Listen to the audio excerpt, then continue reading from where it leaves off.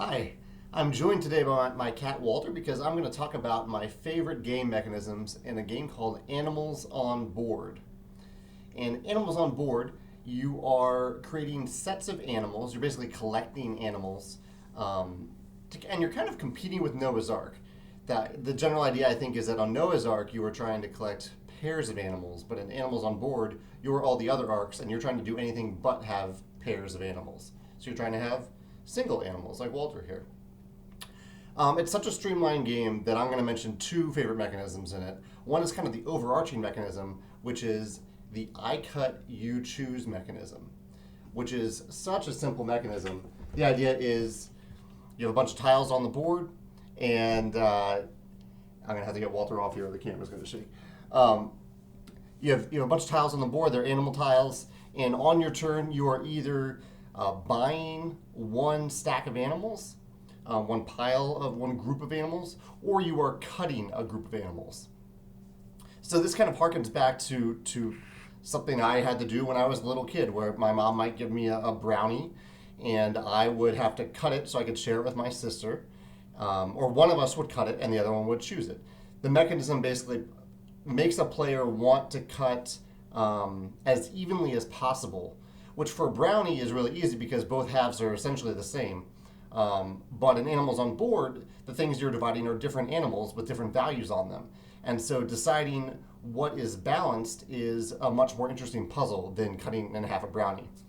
So I really, really like that mechanism. It's such a simple thing. Both players are given an interesting choice there because I'm cutting, you're choosing. So we both have an interesting kind of asymmetric choice there that I really, really like. The other thing in this game that makes the game so interesting, and what makes that I cut you choose mechanism work so well, is that when at the end of the game, when you score for Animals on Board, you either, like I was saying about Noah's Ark, you either want to have one of an animal or more than two of an animal. You don't want to have pairs.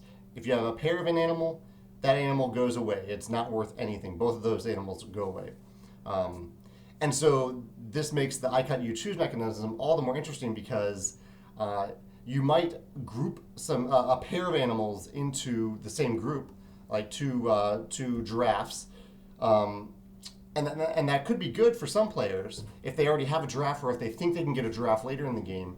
But it's also not so good if, it's also interesting for other players who don't want to end up with just a pair of giraffes, because then that pair isn't worth anything and they've spent their turn acquiring two tiles that aren't worth anything, two animals that aren't worth anything.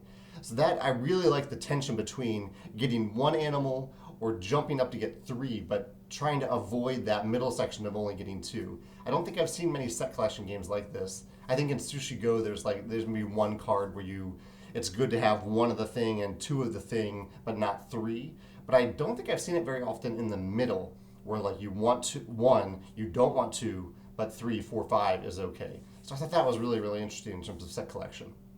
I'm sure there are other games out there. I know it happens there are cards in Magic that have the I cut you choose mechanism. I'm sure there are other games out there that use this to other interesting effects. So I'd love to hear your favorite game that uses an I cut you choose mechanism. Or you can just talk about your favorite game mechanism in Animals on Board.